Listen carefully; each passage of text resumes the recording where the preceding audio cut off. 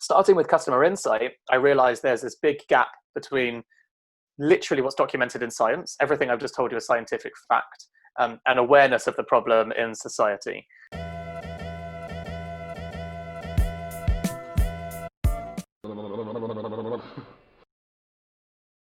Welcome everybody to the Strategy Show. This episode is something special. We have Dan Murray, an amazing entrepreneur, but not just an entrepreneur. He's the host of UK's #1 podcasts of entrepreneurs for entrepreneurs. Number 2 is Tim Ferriss, just to give you context. And he's also an entrepreneur himself. He's co-founder of Heist, and we will hear the success story right now from the beginning. Hello, Dan. Hello, how are you doing? And just to confirm this, the pronunciation, it's Heights. And the reason I say that is because one of my friends runs a company called Heist. And Heist make tights, as in like what women's underwear, basically. And Heights, Heights, is all about cognitive performance. Hope you still are friends. Oh yeah, oh, absolutely. You want to make your sales more repeatable and reliable? Do you want to have less volatility and more growth in your revenue per month? At Strategy Sprints, we do only one thing: strategy in sprints. Strategy means having more revenue through a better offer. In sprints means having more energy in your team every week. Check out if your ROI is as high as it is for most service-based and online businesses and startups we work with, which is over 100%. You can see it in just 15 minutes by going to strategysprints.com/sales and completing our online exercise to know what your ROI would be with our accelerator program. We are ready to sprint. Are you? All right, we are going to dive deep in this episode into how to do customer research well, how to understand what the customer really needs. Then, how did you find out what does your customer really need? So I guess like most businesses with Heights, this started from a personal experience. I got insomnia a couple of years ago, and after a while I tried lots of different things. So my symptoms were I'd go to sleep at midnight, I'd wake up at 2 a.m. every single night for 5.5 months. And so like many people, I tried all of the things like, drinking more alcohol, drinking no alcohol, cutting out coffee, going to a therapist, going to a sleep therapist, talking to my friends, like absolutely everything you could think of. In the end, a friend bought me a book called Optimum Nutrition for the Mind and recommended that I go see her dietitian. And I learned about taking certain supplements like DHA, omega-3, B vitamin complex, and anthocyanin, which is basically blueberry extract. I'd never really heard of these things. I never really understood the point or why this is important. And needless to say, I took them, and within 2 weeks I was sleeping till 5 a.m. and 4 weeks I was sleeping till 7 a.m. I was pretty blown away by the impact that nutrition had on my brain. And I guess the insight of this awareness, this thing, I tried all of the things I think most people try, and I'd never tried really shifting up my nutrition or the nutrients I was putting inside my body. And I came to understand this fact that your brain is 60% fat, and 90% of that fat is a compound called DHA. So it is the #1 building block of your brain. And this kind of stuff really helped me get the initial customer insight from a pain problem, right? So from a problem of many people deal with mental health problems, I became very interested in the science of all this stuff. So many people have mental health problems, and many people that don't have mental health problems are looking to optimize their cognitive performance, their mental performance for productivity, for work. And these are sort of two problems on the same side of the coin, because if you ask people what they do to improve these things, they will always tell you all of the different tricks for the mind, but they will never tell you something about their brain, which is a physiological organ. It has really 3 inputs. They're like oxygen, water, and nutrition. And so, remembering to, drink 200 milliliters of water every hour is one way, but also making sure that your brain gets the nutrients it needs is another. So starting with customer insight, I realized there's this big gap between literally what's documented in science, everything I've just told you is scientific fact, and awareness of the problem in society. And so there's a whole massive swathe of society that currently looks for solutions, whether they have a mental health problem and they're looking to help cure it, or they're looking to optimize their cognitive performance, and they never consider nutrition and they never consider supplements because of that. And so if you think about it, I could go into any room in the world, anywhere in the world, and ask them what they think you would do for these problems and for optimal cognitive performance, and I'd get the same list, and very few people would say nutrition. But I imagine in 10 years, nutrition will be a very obvious thing that everyone is saying. So it was really about like being the customer with the insight in the first place, having the scientific evidence. And then I went basically to interview lots of people who I saw as, I guess, looking to optimize their cognitive performance in general. So the people that I went to were basically people like not entrepreneurs and not venture capitalists. I went to people working in finance, people working in strategy, people working in law, journalists, private equity, and basically people that I considered to be knowledge workers who have to use their brain all day long. They have to think for their jobs. They have to be right a lot of the time. Very like brain intensive work. I did 200 customer interviews face to face. I used a book called The Mum Test. And what it does, the whole point of the mum test is to stop you asking leading questions and make sure, the idea is, if you ask your mum any question in any kind of way, she'll always tell you that it's brilliant.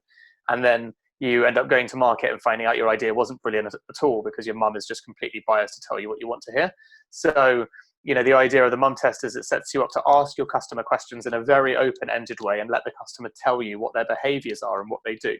And so what ended up I guess the unique insight that we got from this experience was interviewing 200 high-performing professionals who didn't necessarily, think about, they're not biohackers. They weren't thinking about microgram per microgram, the latest compound they can put in their brain. They're just very clever people working in very smart jobs who do a lot of thinking.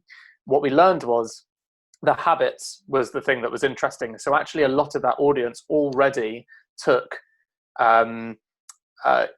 supplements anyway. So a lot of people took, magnesium or omega-3s or vitamin D or whatever it might be. But in a lot of cases, the women tended to know what they were taking and why, but the men were more like, well, my wife tells me to take this and so I do. And actually what we learned was we're asking people to explain what their day is like. So give me a rundown of your day. When it got to lunch was usually when they were saying, and now I'll take my supplements. But what happens is I need to take my supplements, so I take them with food. And the reason I need to do that is so I don't get sick. But the truth of the matter is that's not true. The reason you need to take them with food is so they get absorbed in your bloodstream properly. So people had the wrong story, but the right action. So they were waiting for lunch. And then suddenly someone would come up and say, hey, do you want to go for lunch down and get a Pret? We'll go get a sandwich. And so interestingly, everyone would be spontaneously going off for lunch and forgetting their supplements, coming back to their desk and being like, damn it, I forgot again. So the surprising research and customer insight that we got across 200 of these was how common that bit of feedback was, that these are actually supplement customers, but they never build a habit. And they don't build a habit because of the randomness. And so that then led to us working back from that insight to develop a product that essentially is a capsule inside a capsule. And the reason why that's important is the outer capsule is the DHA omega-3 oil. It's slow release, and when it releases with the oil, which is pure fat, and therefore gets the ingredients into your bloodstream without food.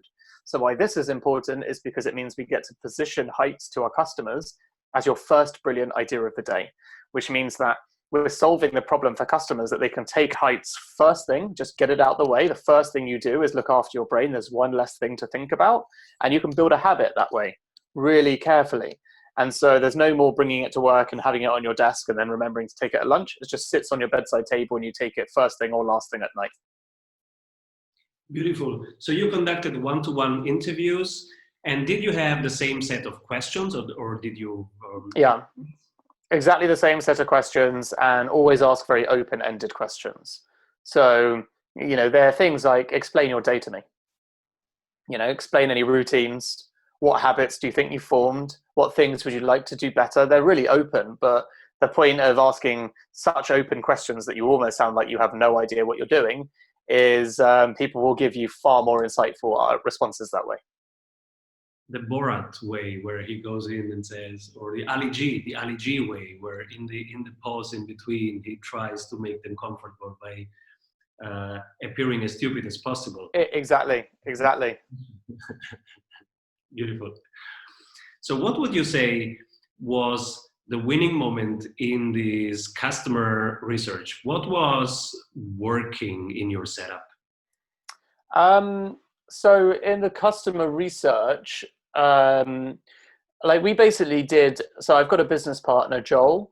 Our customer research was essentially, we knew from the starting point that we would be creating a high quality product, because our whole strategy started off from the idea of wanting to create something really, really, really hard to beat and have the biggest impact on people. So what that dictates then is you're going to be using the highest quality ingredients. If you're using the highest quality ingredients in the most bioavailable form, they cost more money. And if they cost more money, you already know that you're going after a certain customer segment, right? So the product strategy dictates the customer segment that you're really going after.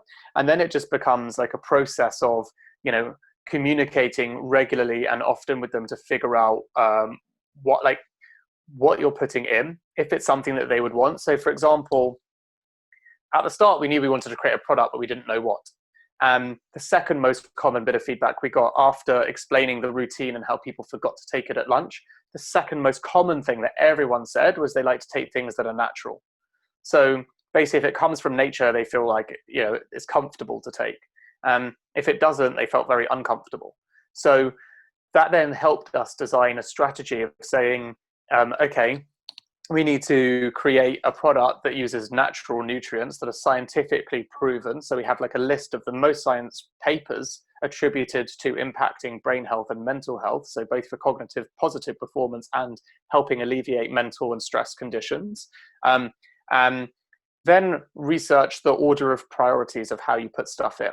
So going back another step, one thing that we learned that was really interesting about the supplement industry is there's a big discrepancy between two key factors. One is the minimum dose you're allowed to put in of any product to make a claim, to make a health claim. So for example, contributes to positive brain function.